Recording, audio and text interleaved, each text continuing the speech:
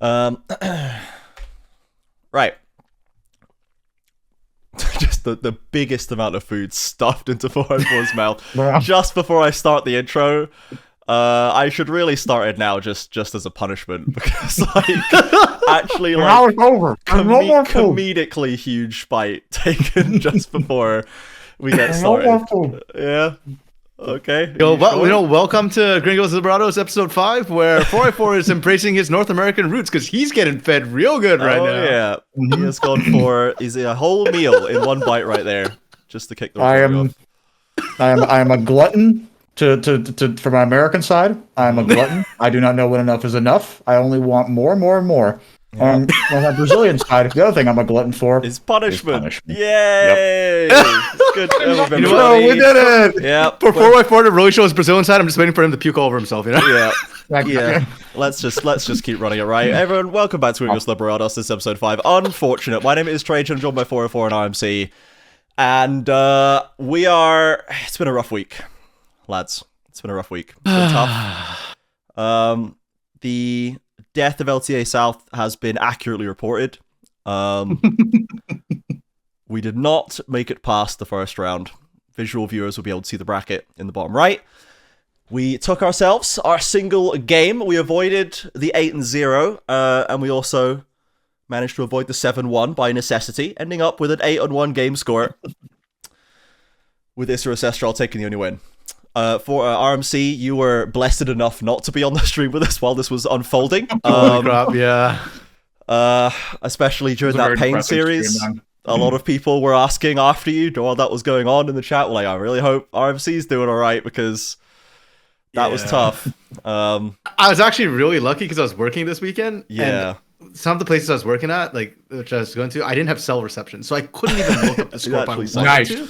Yeah. But I was like constantly checking my phone if I had like data, and I was like, oh my goodness. Yeah, you were not missing out, I dare say. But to be honest, that Pain Hunter Thieves series ended up being one of the better series for us that weekend. Because we had a gold lead at some points and one team fights at others. And this just gets into like a very existential. I saw someone on Twitter. No, it was Lunar Day in the chat. That's what it was. Saying no hope greater than false hope. I think your perception on the series is going to depend on whether you agree or disagree with that statement. Yeah. Yep. Yeah. I mean, I think I tweeted out like the greater the hope, the greater the pain at the end of the day, right? Like, and to me, I thought that series was like the worst series actually for me personally to watch. And even if I'm not a Pain Zetchi, it was still the worst series for me to watch as a South American supporter. So because yeah. Do you feel like we performed worse in that series than in the Loud C9 series or in the Leviathan Fly series? Define worse.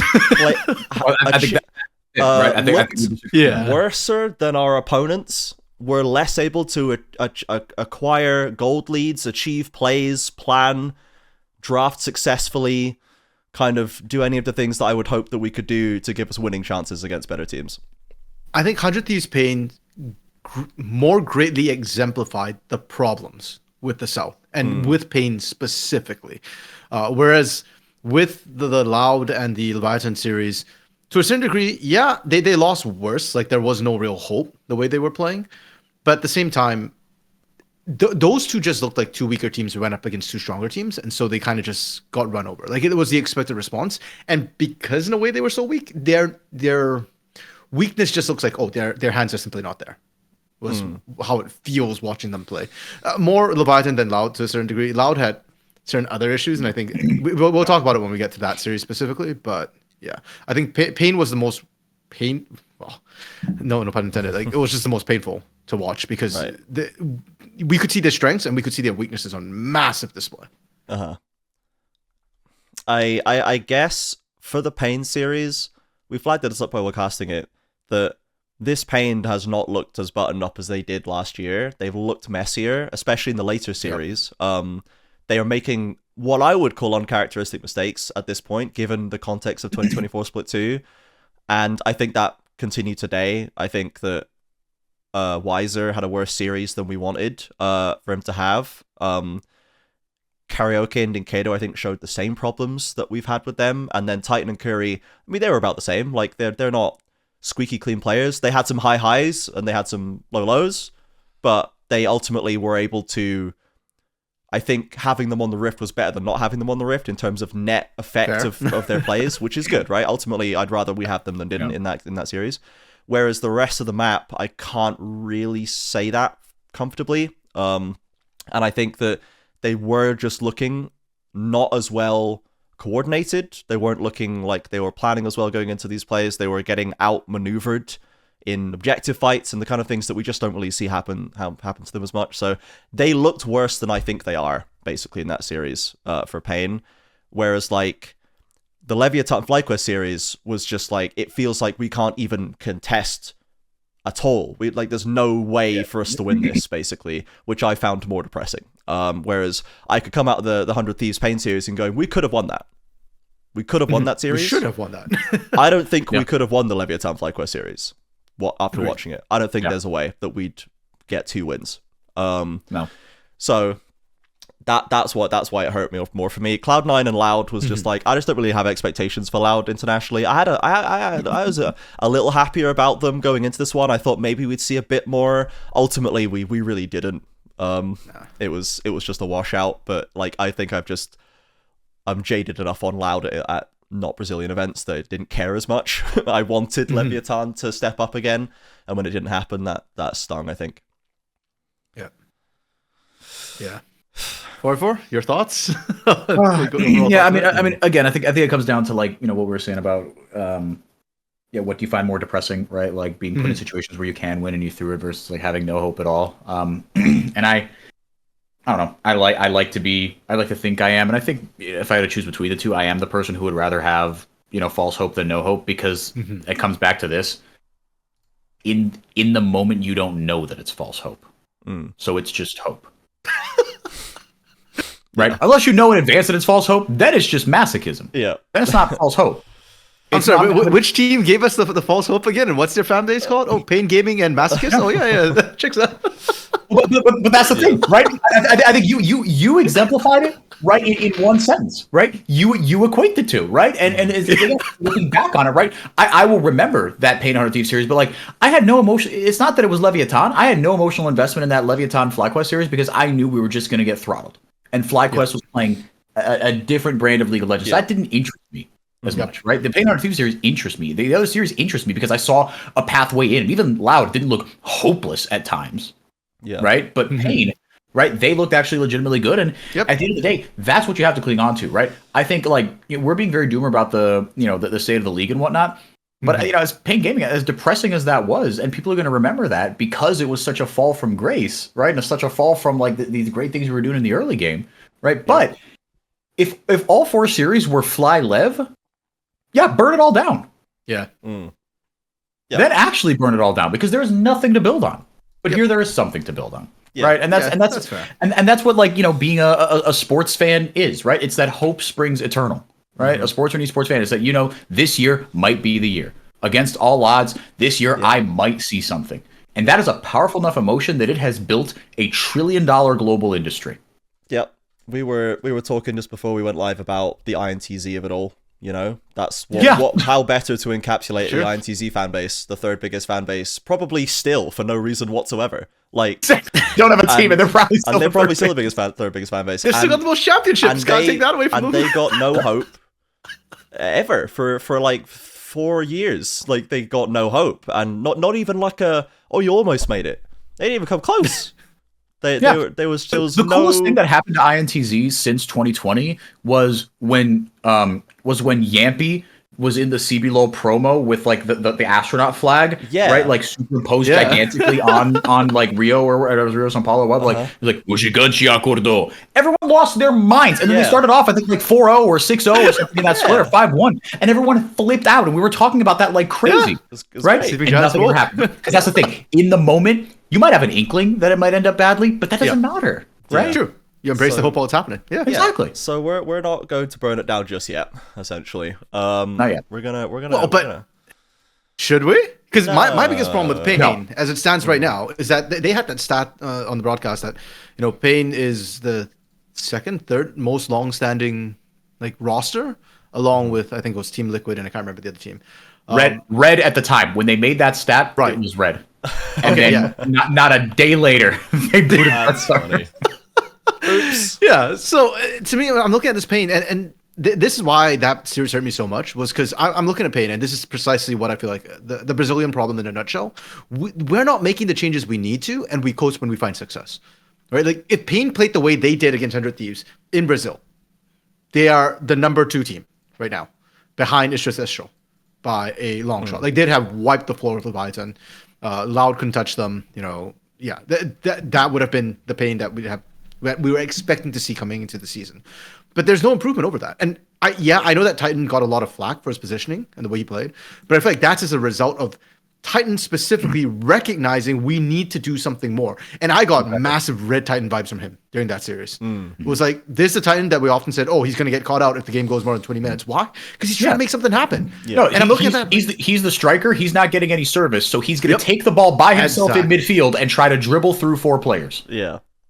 Pretty much. Or through like entire 10 players. Like he's doing it all himself. And no, it was like Root. It was like Root in some of those loud team fights. Cloud9 just jumped on top. Root was not allowed to play those games. Yeah. Right? And I'm sitting here feeling like a dope for hyping up Root to all the people that I'm telling about, like, you know, like, oh, do you think LTA South have a chance? And I'm like, realistically, probably not. But you know who's sick? Root. Yeah. Yeah. Fucking who? Yeah. We didn't get to see Root. We didn't get to see Root. And I think that RMC, you raised something really interesting, which I think is kind of part 2 of this, right? I think part 2 of this, should we burn it all down? What's better? False hope, no hope, whatever, is the things that need fixing. Do we think we can fix them? I think that's a crucial question, right? And I think what kind of you're setting up as is, I don't know if we can fix them, but so far we haven't. I think that's where you're right. Yeah, and I do believe we can fix them. I think like ThinkHard coming in from NA is gonna, and that's why I was so high on FURIA coming into this season. And through to this year, like I said, I don't think they're gonna pop off this split. And macro wise, they've still probably had some of the highest highs we've seen. Yeah, and actually, that was the most painful thing for me watching the Southern teams was our macro. Our macro was trash across the board. Pain went from winning positions to losing positions literally because of macro. And look, guys, this split, the current meta, is the simplest macro we've seen in literal years, where it's just action all the time. So just make sure you've got somebody covering the side lane, pushing at the right time, and setting up for the team fight. We skip steps. Every single team skipped steps. I was choking watching that. Leviathan made me cry. Like Pro Delta and Scary, both these guys are usually so good at setting up for team fights, like actually getting vision down. They didn't do it. Watching Pain constantly get outflanked, putting themselves in the pit with no control around them whatsoever. How does Curry get a flank when he's inside the pit, when he can't see where they're coming from? What do you expect Karaoke to do? And Titan, Dinkiddo, like these guys, even with flashes up, you can only dodge so much when you're literally fish getting shot at in a barrel, which is what they were in the pit. It was just like, man, like their mechanics were fine. They beat 100 Thieves mechanically, which, well, except for Quid.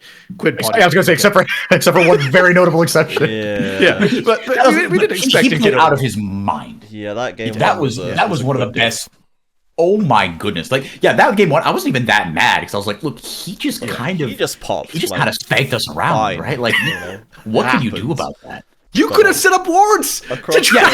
You could have mitigated the disaster. Yes, game 2 was where my gripes lay, but game 1, I'm willing to give a little bit more of a pass.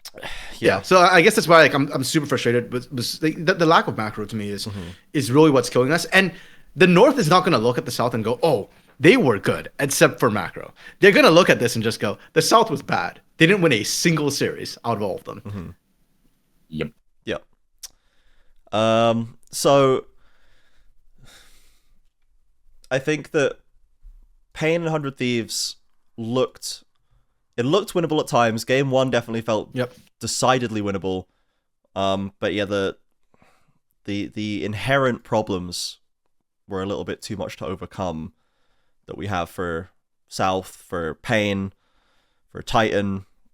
These stories that we've kind of trodden multiple times. Sadly, the fact that it is only a best of 3 single limb means we didn't really get a chance to see much, and we won't get to see any more, I think is the biggest gripe that people are having. Or not the biggest gripe, it's the biggest gripe that I see people having. 4i4, you mentioned that you had seen people who were like Brazil bad or LTA South bad, like the region is dead and all this stuff because you have a lot more of the Brazilian fans on your timeline. Yeah. But from the outsider regions, a lot of the takeaway has been, what do you mean there's only best of 3 single elim? Best of 3 until finals? Are you serious? With no lower bracket? That seems to be the thing that's wound people mostly up, and it's definitely winding LTA South up because it feels like we're just done, and we didn't really have much of a chance to get a second look in, which obviously hurts. So I will say though, to kind of put sprinkle something else on it. Mhm. One, and this is going to sound like cope, but this is a kickoff tournament. Yeah, we have 2 splits still to come. This is a small sample size alert, right? It feels bad. And here's the other thing: if we did do BO5s and and a lower bracket, okay, that would have given us more games and more sample size, right? And we would have seen more of the Brazilian teams. I think that is good. And I don't think this is what you were arguing, Trajan. But if we're arguing, then maybe the results would have been different. I think you got to take a long, hard look at yourself in the mirror. Yeah. So like, I think the top 4 teams still would have been the American teams. Yeah, and to be fair, I think it is just the sting of it for me that is making me take it more seriously everyone's emotional than right I now. was. Because mid split 2 weeks ago, we were talking and I was saying on this podcast, like, it feels like Riot is not intending for this to be a super serious tournament and split, because it's fearless, it's 5 weeks long, it's like best of 3s everywhere, like it, and the way that they've approached it and the way that it's structured, the time that it's allocated, all this stuff, it doesn't seem like it's designed to be taken as seriously as the rest of the year, right? Because we've had a rough time of it, I'm now mad, and now I'm taking it too seriously, I think, is probably what's happening. Yeah. I mean, maybe, but again, it's like I'm also kind of pulling from Valorant, as I've learned more about that ecosystem in the last couple of years. They literally call this split 1, they call it kickoff. Yeah. And then they call the middle split 1, and the next split 2. Yeah. Right? But it's thingy international, thingy biggest international. Yeah. They're going to a Valorant structure, right? And so if we want to, take more parallels, it's a kickoff event. Yeah. I mean, Right? LCK they're Cup. still. Yeah, they call it from LCK Cup. Yeah, they don't even take the stats from it. It doesn't count for LCK like regular stats. And no one is assigning an LTA title to this, right? Yeah. I mean, maybe you are kind of assigning an LTA title to this, but like, Mark ZZ and said in the explainer video, right? No, like the titles are in splits 2 and 3. Sure. Right? Yeah. He said explicitly before we get into this, right? Let's not conflate. Let's not put this on the same pedestal. Yeah, let's not do the LEC thing. Yeah. Yeah, exactly. And give Caps more titles every year. Yeah. Okay, this is reasonable. Yeah, so I think like it's tough. We're kind of we wanted to bounce forward from the pain groups qualification into another step forward now. We have not seen that. We are exactly where we were at the end of 2024 as a region compared to NA, because we did not have a good record against NA. We had not beaten them since like the Kaboom Cloud9 thing, really. We didn't play against them very often, to be fair, but like we hadn't actually achieved much in that regard. So we've not taken a back step. I think it feels like a back step for some people because of the change in the regions, the loss of teams, the combining, the viewership, like all for LTA North at least. So like there's a lot of negative energy kind of pulling it down and expecting it to be worse, when from the LTA South performance perspective, it's not really worse. It's just not better. And hopefully over the course of this year, we will see it get better. We just got done shaving off teams and restructuring the league, and then they had like 2 weeks of practice and then went into a 5-week tournament. So hey, and if we want to be positive, we can look at Isurus Estral. Yeah, they did win a game. Let's talk about that. On top of that was a good series. And they should have won game 3. That and was before we dive into that, drop, they should have won that. yeah. Wow. And, look, I'm not saying the Jin was a bad idea. Let's just get that on record. I am. So it was. I'm not saying it was a good idea. Sorry, that's what I meant. okay. Yeah. I'm not saying it was a good idea. It wasn't a good idea. In practice, it worked out okay. Snaker made the best of a very bad situation in that game. Yes. Yeah. But you gave him a bad situation, which was Cardinals to number 1. And to wrap it up, I'm going to, again, repitch my idea, if we want to talk some positivity, of the bowl. Bottom 4 LTA versus bottom 4 LTA, bottom 4 LTA South, bottom 4 LTA North. I think you're going to get some different results. I think our bottom four clears the LTA North bottom four. If you're talking about, again, like how good, our top teams are nowhere near their top team. Yeah. We have established that. It is painfully clear based on what is going on right below me on the screen. Yes. But the strength of the region overall, I think the bottom has come up. And again, every single series in our kickoff that we're not going to pay any attention to, and it doesn't matter, our meaningless, stupid little best of 3 double elim tournament. Yeah. Every single series that didn't involve the team that shall not be named, the team with 10 letters, the team whose name is the Wi-Fi password. Yeah. Every single series went 2-1. Yes. Like, I think, I'll be down for that. Yeah. I think the toilet bowl finals is Red versus Furia. And it would slap and it would be great. Go crazy. And it would go crazy and the fans would love it and everyone would have a good time. So yeah, we can. Let's talk about Isurus Estral TL and dive into the series a bit more, because this was a genuinely good series. It was well fought. It was close. It demonstrates, I think, what that shows a cross-conference region on parity with each other is that series. The rest of it, less so. But this series was like, this is what can be done here. So a lot of it, for Isurus Estral, a lot of the success was a mixed bag from them in terms of performances, but that is what we got in the regular season as well. They were not really good all the time everywhere. They were not dominating their opponents. They were winning series at the end of the day.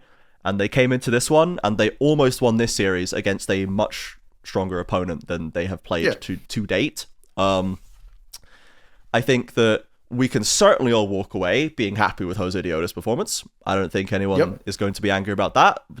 Prince of Thieves. Two Baron steals, huge early game impact, like very champion picks with the Sejuani and the Ivern and Vi, I think it was. Yep, the Vi, yeah. So he's playing everything he needs to play. He's stealing key objectives. He's leading the charge into early game plays and making good plans and executing on them.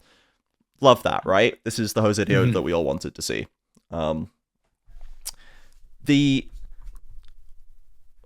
was already calling it the Birdall of it all just directly after that series. This was like completely naturalized Brazilian volatility. This was Robo's spirit in Birdall's body. He even played Gangplank. And both ran it down and carried, depending on what minute you were watching the game. This was truly baffling levels of bonkery in that third game. And then in much of the first 2 games, especially the first one, I think, on the Ambessa, was actually just a really good game. He was doing a whole lot of work and was a huge part of the good things that happened in that game, and was like dealing well under pressure and wasting time and getting value and getting 1v2 trades and all this stuff. He was perfect in, like, from what I expected and wanted in game 1. And it just kind of became more shaky and weird as the day went on. So I'm with y'all. When I was watching the third game on the LTA South stream with y'all, I agreed. My first thought was like, Birdo is throwing. Like, MVP of this series is either Birdo for Team Liquid or Umti for Isurus Estral, depending on how this goes. But I actually was rewatching Birdo specifically, and I realized that, yes, Birdo's a lot like Robo, but they're coming from opposite angles. Robo is a started as a more lane dominant selfish player who's now playing for pressure for the team. Yeah. Birdo, I realized, he's the opposite of that. He's not playing for himself at any given point. And that's why he looks so bad in the South. Because he needs to be drawing more pressure and playing more selfishly, like his team's going to not play around him. Because they're not going to play around him. Instead, he's like trying to get pressure. His Camille is pushing out, expecting his team to get pressure somewhere else. And his team's just like, oh, that's farm, guys. Like, we're not setting up for an objective. We're not moving for anywhere. We're not covering Birdo, which, frankly, if you're not going to make the cross-map play, you should be covering him while he's baiting. And I realized that actually, if you put Birdo in a Chinese or Korean team, like you put him back in the LPL, you put him into the LCK, heck, maybe you put him in the LCS or LTA North. I actually think Birdo looks a lot better than he would right now. And right now he's in the adjustment phase of trying to find out, like, how much can I trust my team? Not at all. But, like, he's still trying to figure that out. Like, how much can I trust my team? And that's when I was watching his Game 2 GP. When he looks good, it's when he's playing with the team. You put him on his own, and I realized that, he's always overextended. Because normally you'd have the wards and the coverage, and it's never there for him. Okay, so this is what my top laners say when they overextend and die in my solo queue games is, why aren't you guys doing something elsewhere? And then my response is, why are you pushing with no vision? They're like, why isn't there any vision? I'm like, you see there's no vision, so why are you doing it anyway? If there's no vision, then you just can't do that. You can't overextend like that. He doesn't have wards. He can't see. He can't see that there's no wards because there's no wards to see that there's no wards. So he just pushes his lane until he dies. And like, where's my now team? You're getting it. You know what I mean? Like, he's kind of the top laner's conundrum. The top laner's paradox up there. But like, I identify with the point that you're making, and I think we also saw this in the Leviathan series. I think Zothvi was a bigger victim of the, why is my team doing nothing when I am being 4v1 dived under our bot inhib tower, and they are like half a step out of mid lane, barely picking up a wave. Like, where's the other play happening? Because like, he wasn't even overextended. He was just being giga camped, and the rest of the team was just like, sucks for you. I got 3 CS over here. You know, there was no response at all. So like, I think Birdle was not adjusting his gameplay to the reality that he was in, which I think if you need to sit back because you can't do it safely, then you've just got to suck it up and sit back because you can't do it safely and not just run it down anyway. You know what I mean? I think like there is things that his team could do to enable this more, but if they don't do it, doesn't mean you should just do the thing anyway. You know what I mean? Because then it's bad and you die and you're 1-5 by 12 minutes on Gangplank. So I think there's shared blame here. But I do think there is a clear disconnect between how Birdle wants to play and how Isurus Estral wants to play as a core nugget here, and they need to work that out. Yeah. Because when Birdle is good and enabled and safe, he's clearly a talented guy in this arena. He can clearly outplay his opponents, find value. He can play well on his own, but there needs to be that rebalancing. Yeah, and I think what has impressed me most with Birdle is that even when he's like playing like absolute trash, the moment his team gives him any sort of opportunity to do something, like he actually has impact. Yeah. And I'm quite impressed with like the fact that he's 1,000, 2,000 gold down sometimes and still actually like making the enemy team have to worry about his flanks and his positioning and what he's looking to do. So props him for that, I guess. But yeah. Definitely there is a disconnect. Like, and when it comes to the Camille game, there's like, that's not even like a map movements thing that was the problem at the end of that game. It's are we fighting or are we not? Which we don't have the comms, but it does seem like his team is half a mile away and pushing mid, and he's 1v5 in the Dragon Pit, and we're like, wow, how has this happened? How have we gotten these wires so crossed that there is something very, very wrong going on here? Yeah, no, and that's what we'll see with as the year goes on, right? With comms and whatnot, because that's a communication issue, right? It's not that the play itself was wrong, right? Like you being on a champion like Camille, where you can take creative angles in and abuse your positioning very, very well, isolate and kill a target very fast. That is what Birdle clearly was trying to do. It was not a bad idea, but it was not synced up with the rest of his team, and Birdle's going to look worse because he is caught out there. Yeah, that's what he's supposed to do when the rest of his team is actively pressuring from the north side of the pit and like committing at the same time. Maybe they've already poked them down, and then they can throw in and engage, and then Birdle comes in from the side, and the ult knocks everyone away, and all this good stuff, right? If it all happens at the same time, that's what he has to do, because as you'd kind of teed up a little bit, RMC, that was the only way that they could operate with that draft in game 3, which was full AD with a Jhin against 3 tanks. Without a proper and tank-busting 2 AD carry. melee solo laners who don't even build full tank shred. Like, why? I want to give props to APA as well, because that game, Isurus Estral actually made it look playable. And then APA was like, no. Like APA's petrifying gaze stopped like multiple engages, catching like everybody trying to walk in. And if APA didn't do that, game 3 actually might have been in doubt a little bit more. Because the first half of the game, and Ackerman were he wasn't doing it well the first half of the game. He wasn't getting good ults, he wasn't getting good miasmas. But once he started getting it, and once he was like in the right position as the fight started, the petrifying gaze is just death for the entire comp, because they're all melee, they're all diving forward, and there's nothing you can really do about that. The miasma stops you getting out. Like, it's brutal, the Cassio into that composition. So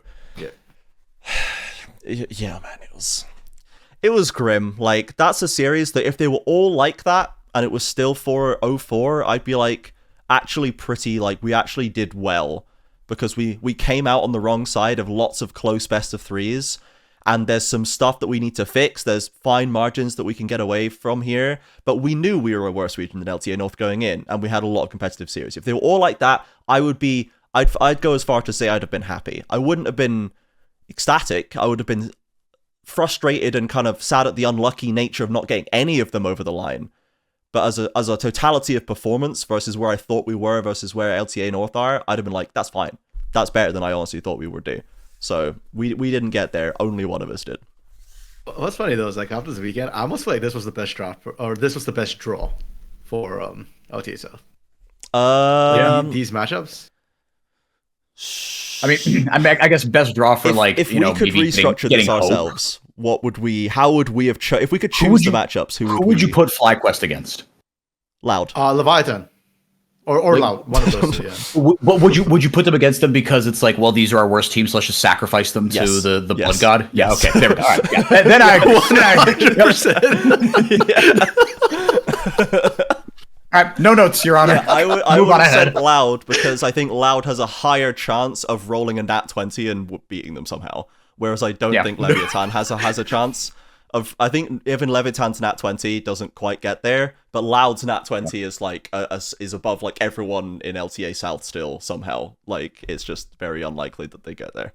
I don't know, man. Winsome on Loud was just Agent Winsome. Like whether he plays against his former team C9 or former team FlyQuest, I had no trust in that kid right now. Yeah. I'm sorry, Winsome. Like this split has not been your split.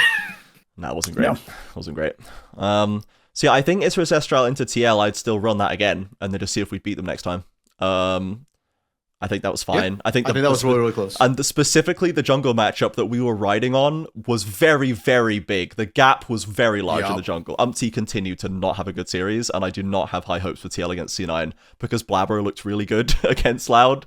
So I think it's going to be another Blabber was awesome, gap. Dude. Yeah. Blabber, that kid is good, man. Blabber was a big problem in that series. But he was like 50 CS up over Wiz and with too, more KP, like... Wiz played more scared than I've ever seen him play, I feel like. Loud, when Loud was going toe-to-toe with C9, it was because they were making plays happen, right?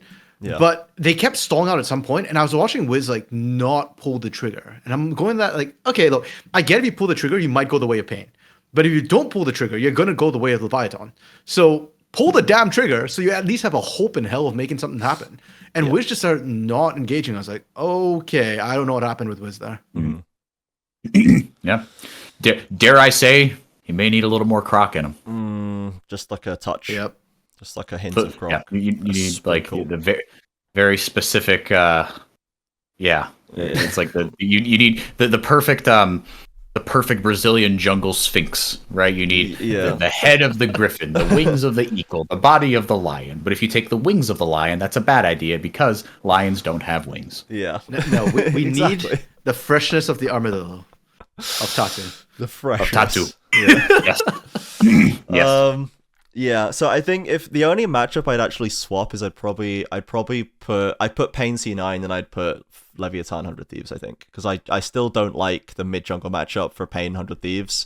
I don't really mind where I think Titan Curry is still good versus Van Vulcan, and I think Loki is less impactful than Quid is. I think he's less of like a factor. X-factor.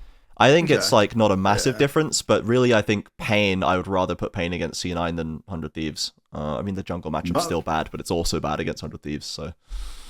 I prefer the 100 Thieves match. Like, on paper at first, last week when you talked about how 100 Thieves would be the worst matchup for Pain, Trajan, at that time I was like kind of convinced by you. But having watched the games, I actually think Blabber would body Karaoke way harder. Yeah, that's true. Loki probably not going to body Dinkedo quite as much. But the bot lane got bodied in lane. Dinkedo's shortcomings were in the team fights. Sure, that's true. Yeah, Karaoke actually had a pretty good series. To give him credit, he wasn't a big issue. He was fine. And then I think the bot lane was where I was a little bit scared because Titan and Curry ran FBI and Ayla in the 2v2. They did. So and that's great, as they should, right? Talk about something that went well. Tick. right? Yeah, True. they 2v2 killed them. It was it was great. And Titan, I think that was a massive part of them because 100 1v1 Thieves sniper, has been that's fine. relying on FBI quite a lot. And if FBI is that far behind, then that's where Pain can potentially just end a game before it gets to the late game. You but have against the winning position. Yeah, against Sven's Falcon, though, I don't think they'd have done quite as well. Like, Sven knows how to lose gracefully. And he's he's good at macro as well. So I feel like, yes, Curry would probably have still gotten the lead, but I think C9 would have survived better. And then once it gets to the late game, the South has weak macro. Cloud9 would have bounced back. Any of the Northern teams will bounce back past 30 minutes. So, yeah, I would leave them against 100 Thieves. That's fine. The only thing is maybe I'd switch for Team Liquid, but then I feel like that puts Isurus Estral in... Like, I kind of like the Isurus Estral Team Liquid matchup. I'll leave Pain 100 Thieves. So I kind of think this was like the best possible bracket now that we've actually seen it play out. Yeah. There is a decent chance that from watching that series that if we put IE against 100 Thieves, they might have just beat them. True, actually. Yeah. Given that IE did not look like they struggled at times versus a Pain that did not look 100% there. So like IE might have just breezed past 100 Thieves, honestly. So maybe just like on the for the sake of maybe higher guaranteeing one team gets through, we just like put Isurus Estral against their best opponents, and then we'll muddle through for the others.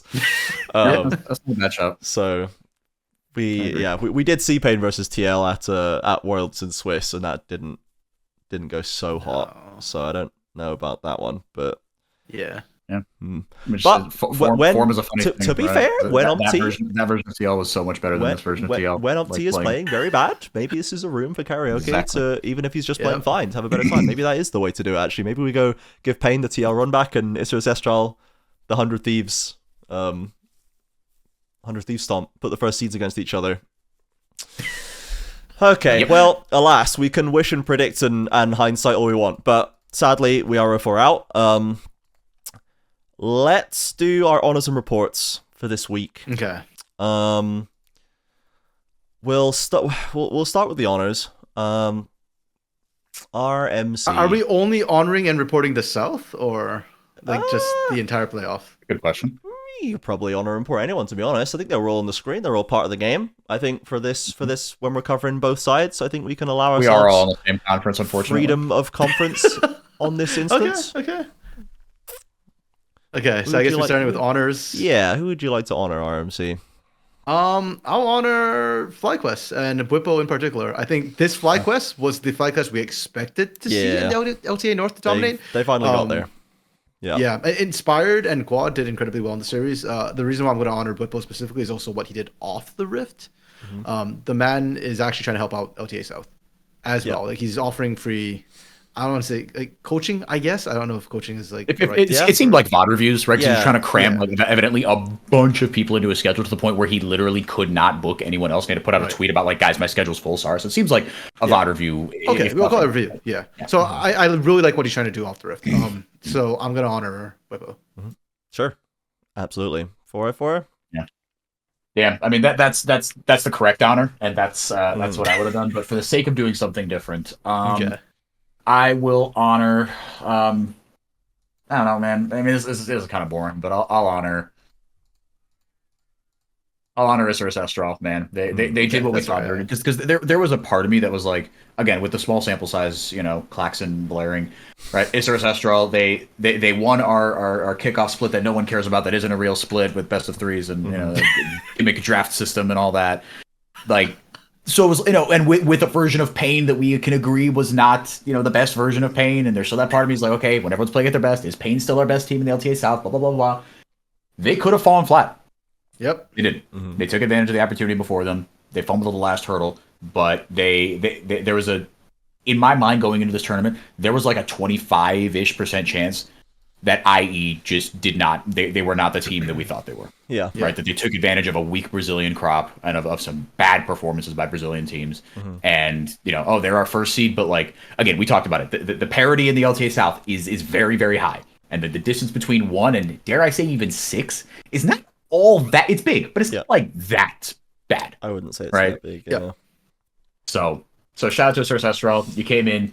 You did your job. You did us proud, all things considered. So, yeah, I think that's fair. I will honor specifically Jose Diodo for King. for MVP in for the double South. smite stealing, for being the Isurus Estral MVP of that series, and for also just stepping quite clearly back into like a sort of figurehead position, I think. Taking that first seed, calling out the entire region for not trying hard enough, and then being easily the best performer out of anyone we sent. So props, he backed it up, and I'm sorry he couldn't get the series win, but I think I'm very glad to have him with us. Question. Trajan, you're not allowed to answer this because we talked about this on the co-stream. RMC, right now without looking it up, how old is Jose Deodo? Oh, yeah. Oh, he's younger than people think. Because I remember when he came to NA, he was very young. That was what, 4? How long ago was he in NA? That was 2021. He was on FlyQuest. 2021? Okay, so then yeah, he's young. I'd say 21, 22? He's 24. You overshot it, but your thinking was correct. He is younger than everyone thinks. I assumed he was 26, 27. Yeah. Because it's exactly what you said. When he came to NA, I assumed he was 22 back then. Yeah. Okay, But he wasn't. He was 20, maybe 19, right? Yeah, I was thinking like 19, 18, so when you were telling me like 2020, 2021, it's like, okay. He will be turning 25 in mid-May. He was born in 2000. I thought he was older than that. Okay. So. Yeah. Quick honorable mention as well to Blabber for across the two games having an average goal difference of plus 1.2k. God damn. At 15. So damn, I didn't realize he was that. Oh man, 100% first blood, plus 1.3k XP diff at 15. Like, wow. Wiz did way worse than I thought he did. Like, I thought he was just choking the engagement. Holy, it was a devastation in the jungle. Oh my role. goodness. So if I wasn't having such a good hair day, I would do the rest of the podcast in a backwards hat in honor of that. Yeah, but absolutely. my hair is cooperating today, Absolutely. so I'm not going to touch it. Yeah. Reports. It's report time, everybody. All right. Naked again. Trajan, you go first. Yeah. I would like to report Birdall, please. I'd like to report Birdall. Repeat, Birdall is my report for this week. Solo kill leader Birdall is getting reported? Yes. Solo series loser Birdall. Yes, I would like to report Birdall. He giveth it, he taketh away. I cannot excuse it at that stage in that series. After everything we went through that day on that co-stream, to watch it die like that as a solo 1v5 Camille and Dragon Pit, no thank you. Wait, then you should report Yang and Solid. Like, that draft was nigh unwinnable. Did they take his keyboard and right-click him into that Dragon Pitch 1v5? I fear not. I think we can blame the coaches for a lot of things, and that draft was pretty heinous, but okay. Maybe they will have their day for my report, but it is not this day. This day it is Birdall's day. That's actually funny too, because I out of the 4 top laners, I didn't even think Birdall performed the worst from the South. No, but that's not what report is about. I'm not saying he's on the whole player. weekend. I agree with you. Yeah, but again, he was not the worst supporting LTA South top. He just had the worst moment out of all of them. The worst moment out of any LTA South player in the playoffs. The streets will remember that Birdall did not have a bad series. Yep. No one else will remember that. Nope. The streets remember Jensen's Echo game. You know. Yep. Streets don't remember that he was probably over the course of that best of 5 a more valuable mid laner than Bjergsen, but doesn't matter because he didn't press R, so no one cares. And he got reported that day. Right, that's my report. I've gotten my demons out. 404, would you like to approach something in a more reasonable manner? Yeah, I was going back and reviewing the VOD to make sure that my gripes were going to be accurate. Like I thought they were, because I thought I remembered it, but Dinketo team fighting around that second Autocon, or around that Autocon in game 2. Look, I understand. Actually, here's an interesting question. Not that I think this would have really mattered, but right, when you like Ivern with Azir because auto attacks, right? And that's good. Is that based on where Azir is standing? Does Azir have to be in the brush, or does his soldiers have to be in the brush? I believe it's Azir. I would think so as well, because that's just how that's makes sense to be coded. Yeah. Right. Yeah. Okay. Then yeah, no reason for him to be as far forward as he was. Yeah. Yeah. No, his positioning. Holy crap. Yeah. The time they got Yeah. picked by Quid was just Yeah. Yeah. No, and just like Ayla's just like, oh, he's in melee range. He's on Pantheon. hop. Yeah, and he had his Zhonya's as well, right? Could have bought himself a little more time. Oh way! Oh right? my It God. wasn't a full. That's what I was checking. I was like, did he in fact have Zhonya's? he Right? did. And he had the fucking arm guard or whatever. Seekers, yeah. Seekers. Yes. So he had that, right? But instead he gets 100 to 0. Titan has to throw, Ezreal Q's over the wall. Sniper gets into the back line, and then just makes mincemeat of that. Yeah. That again, talk about moments that are, like moments of what's that Twitter account, right? Images taken right before disaster. Yeah. LTA Hang that one South moments. Yep. That will haunt your dreams. Jeez. Meme account. Yep. Yeah, because the gold lead was only 600, but it felt like 4,000 at that point. Yeah, but that was the critical moment. Like that was where everything swung. That was the game. After that, it just went downhill. That was a playable fight. There That should have been a pick on their jungler into an objective take into another. And once you get the first objective past 20 minutes, you can then get like the next 4 in a row because at the time it's like it's just follow the protocols. Follow the instructions. That's what FURIA showed us in their win versus Pain. Is if you get the right situation going into your 20-minute objective, you can just do things every 2 minutes and the game just ends and they can't stop you doing anything. It's like, basically. 100%. Like that's crazy. the current meta. It's the simplest meta we've seen in years. Get to 20 minutes and set up one objective right, and you can just unroll the victory from there. Yeah. No, I fully agree with you. And for that reason, my indictment, it's not my report, my indictment's on the damn coaches in the South right now. Like, we don't know how to play macro. And the simplest meta in years, like, that's a problem for the coaches. But my real report's for Riot. I'm reporting Riot for the stupid format.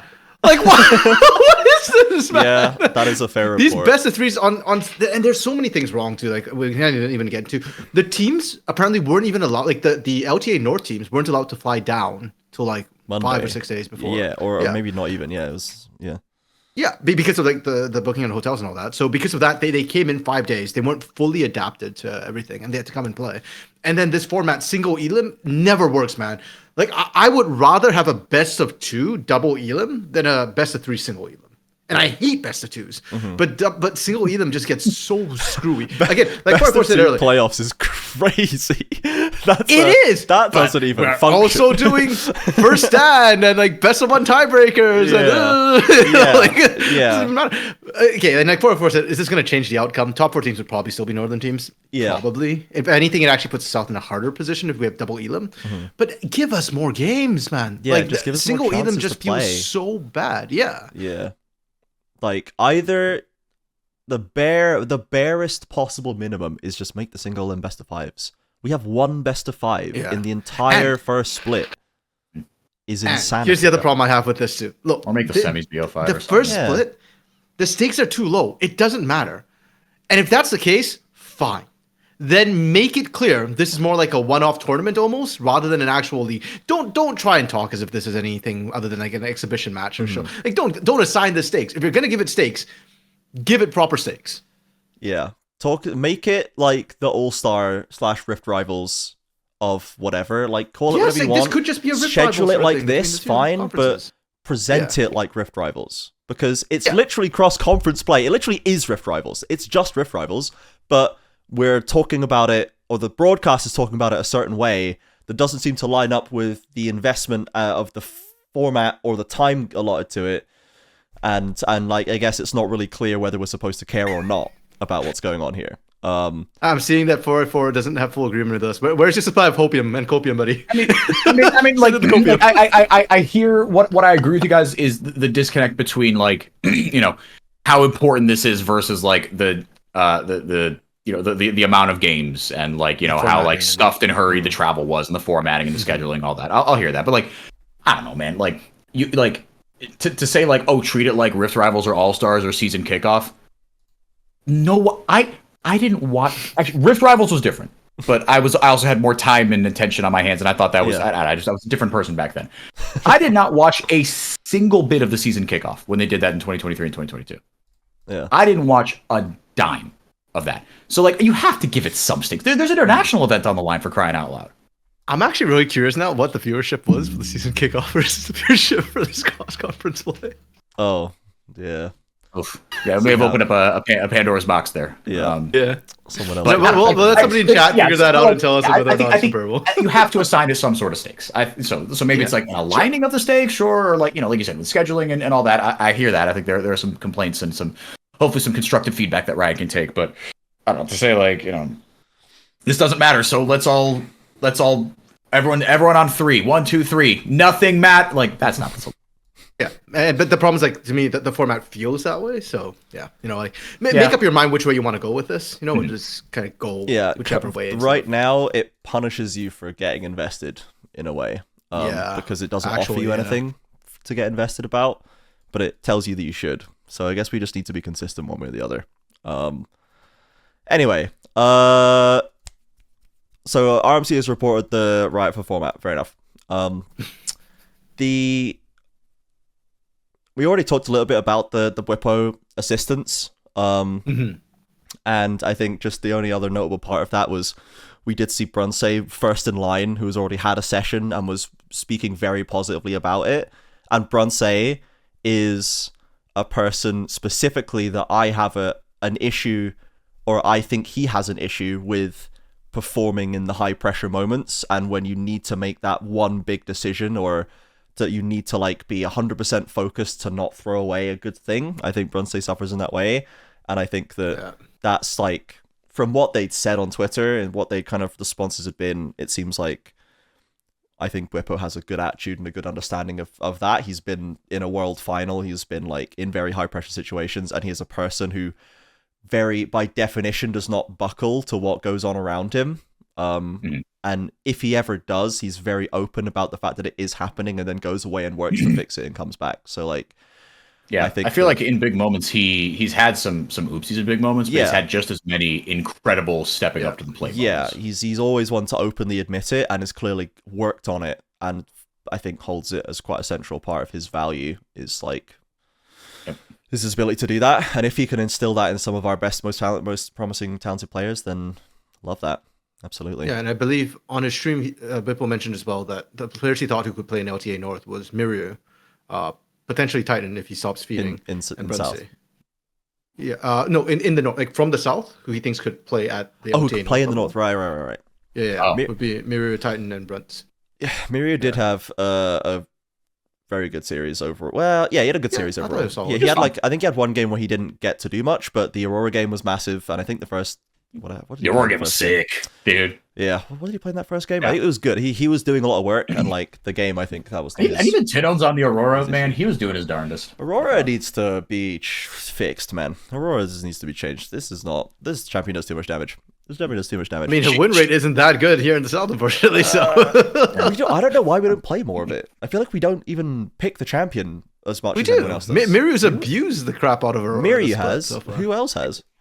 Some of our top laners have as well. Yeah, Tinone has. Well, Wiser played it in that first game and looked really, absolutely did nothing at all. If I remember, that wasn't very good, was it? It was very bad. No, so I don't think we're abusing this champion as hard as we should as a region. I think Miru has identified that it's crazy, but I don't think we're doing enough with this. The champion I feel like we need to abuse way more is Ivern. Yeah, like, our Iverns were good, and like, why are we not slamming Ivern every single series? Yeah, so it seems like now, I think now we kind of are like. They're getting more and more. I think it's starting to spread. Yeah. Karaoke and Scary were the first to do it. Now Jose pulled it out for the first time this year, I think, in this series, right? But he didn't pull out locally. But before it was just like Karaoke, and someone else had one. Aegis played it. Aegis. It was Aegis. Yeah, because Aegis and Grevthar. Oh, no, Grevthar had an Ivern, actually. Oh, true. Yeah, Aegis did play one Ivern game. Yeah, Aegis. Grevthar had the Aegis Ivern. So we had like some of our most tenured junglers had it, but now like Scary pulling it out, I was like, what? So that's good to see that like it is spreading, and this champion is very, very good. Like it's just so hard for teams to restructure the way they think about like, can I kill this person questions in fights, can I commit on this play, like is this a good pick when Ivern is there, and they don't know that the answer is actually never yes, when they always think like this looks like a good pick. It almost gave us a win when Titan was just out in La La Land and Karaoke was like, Yeah. And that was when Titan Pain defeating Furia was largely on the fact that there was a karaoke just in range to stop Titan. Yeah, that one when literally he was in La La Land. Yeah. Like, so this champion is very, very big. Yeah, I agree with that. I'm just surprised we don't do it more. So we'll see how. Hopefully, it spreads more and we play more of it. But I think we might keep seeing more of it as we go. The last thing we can do is we do have a community question from Lunar Day, and this is more of like a vent post. And they've said, anyone else getting annoyed at tens of LTA North fans complaining that the LTA South stole MSI and World Seeds from them? Yes, absolutely. Now, we don't want to just kind of rage bait and feed the incredibly unnuanced takes of LTA North fans. I think it is ridiculous to do this. Obviously, like, complaining that any individual region makes decisions about anything is stupid. They don't. Riot makes decisions at a higher level than the regional offices. The lowest level you could assign any potential blame is like the head of LTA as a whole, and even that's not guaranteed, you know? So like these decisions are not being, no one's stealing from anyone, you know? And I think that deep down we all know certainly not the LTA South. The LTA South wanted nothing to do with the LTA North, even if it was, even if it was, you get an extra world slot, we get nothing. They would not have taken it. Like there was just no impetus for that, and like I think deep down a lot of the people complaining about it also know that if they thought about it, but of course they do. So it's just. But again, this is almost like the flip side of the, like, when the merger was announced. It's like, you know, it's like getting mad at like LCS fans or like LCS teams, or I mean maybe teams for spending their way out of unsustainably, but LTA South teams are spending unsustainably as well. So let's not, it happen on both sides. Free from blame. Right, but it's like if we do take this as, and again, I think Lunar Day phrased it well. It's about the tens of it is a vocal minority. I don't think there's a majority of LTA North fans that are actually mad at the LTA South, because let's be clear, and maybe this is me raging or not, that is so goddamn stupid. Again, if you use your brain for more than a second, being mad at fans, being mad at a region, being mad is fine. Being mad is good. It shows that you know there's something wrong here. There's something not quite as it should be. But assigning that blame to like a whole region and its fans, especially when those fans are those fans have more passion than you have in one goddamn pinky toe. Yeah, they have earned this. What's keeping the LTA North alive is venture capitalism. What's keeping the LTA South alive is the fans. Yeah, we don't have the same money influx down there, but we do do not have the same. We are not the same. We have vastly more engaged and, let's be honest, monetizable fans than LTA North does, who buy a lot more merch, who buy a lot more tickets, who show up for more stuff, who engage more on social media, who care more. And the problem is, ultimately. And the problem is we were discussing about something else earlier. The problem is, and Dom talked about this, by the way, is that they are buying those things and they are being monetized. He talked about this when the merger was announced. They are spending Brazilian reais. They are not spending American dollars. That is a big difference, right? The amount, they are more monetizable, but the way it is being monetized is not catching up to where it needs to be because it is not in the great American dollar. Yeah, and like it's that there are mitigating factors that kind of reduce the impact of it.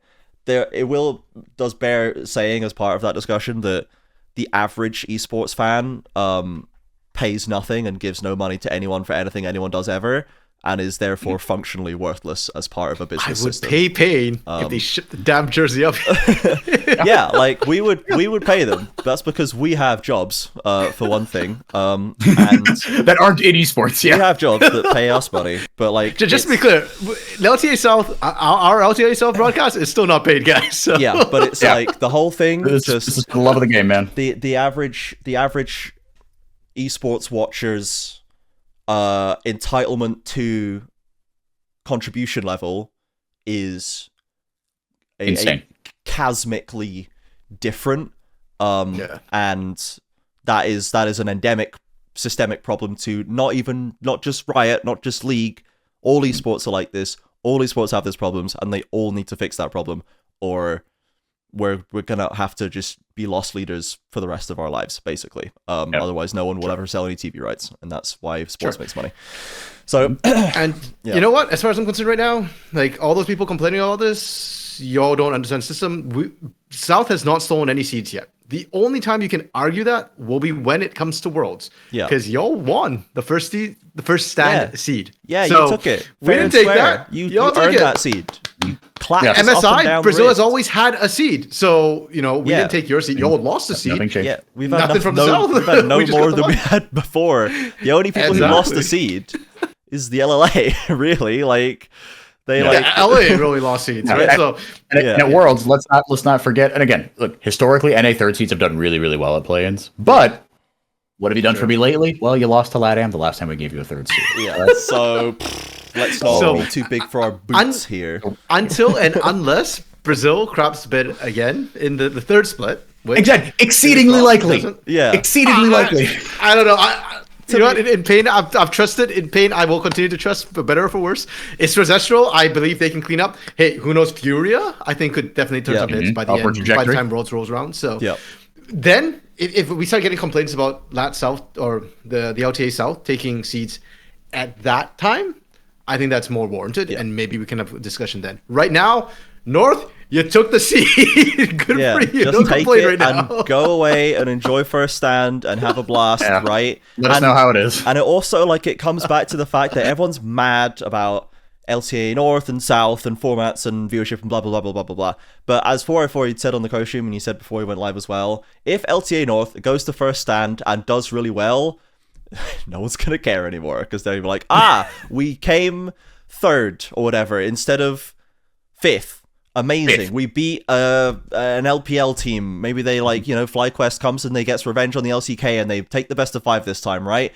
Everyone is going to, all of their despair will wash away and they'll be like, maybe the system does work. Maybe it was for the best because we did slightly better at the international event, because that's how these people work. That's how easy it is to turn their day around. It's really and at that point, of course, we'll need the simple. post saying that, hey, we had to sacrifice the LTA South teams. All 4 had to die in order to channel the power into the temper LTA. That's going to happen, right? To temper you into the Genji defeating... Genji's not going to make it. The Hanwha defeating monsters that you are, we died today so that you can die in March. Exactly, right? And then we'll all go back to Sao Paulo and have a blast in the domestic season 2, and we'll have more fun than they will. So don't worry, you'll still be invited to the cookout. But yeah, exactly. Okay, that'll do it for us here. We've had a nice vent session. We don't know 100%. Don't know what we're gonna do about the rest of LTA playoffs. There obviously are no more LLA South teams in it, and that is our raison d'etre, is to cover the LTA South. So we'll see what we do. We're not really sure yet. So it might be until Split 2 before we are visiting your ears and eyes again. If so, thank you very much, everybody, for all the people who watched. I think overall our viewership and engagement was very good compared to what it was previously when we were unofficial and just kind of co-streaming it out.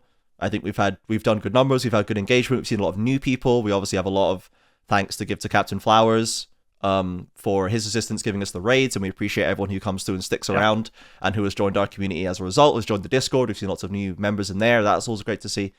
So it's nice. Good vibes to end it up. We've had a good time doing it, as short as it is, and I think we're all looking forward to having a bit of a beefier run out in the second split.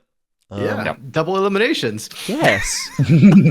2 round robins and 2 eliminations. Oh my word! Our cup runneth over in Split 2. We are spoiled, man. Yeah, so many games to watch, and you'll have to come back to watch those games with us. So thank you, everybody. Thank you, RMC and 404 as always. And if we don't see you before Split 2, we'll see you in Split 2. If we do, then psych, and just imagine I put this nice intro at the end of whatever the last episode we do is. So bye, everybody.